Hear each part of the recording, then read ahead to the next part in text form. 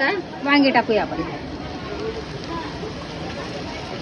Mash करून घ्यायचं, ठेचून घ्यायचं. ठेचलेलं बघितलं आमच्याकडे चालतं.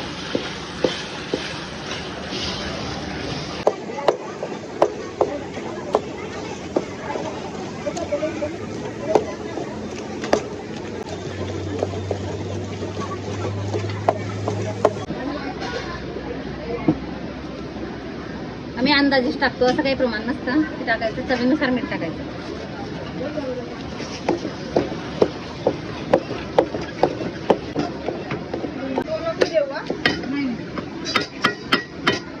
सगळ्या स्टॉलपेक्षा वेगळा भरीत, आपल्यासारखा भरीत कुठल्या स्टॉलवर तुम्हाला मिळणार नाही. आता आपण त्याच्यामध्ये कोथिंबीर टाकायची भरपूर.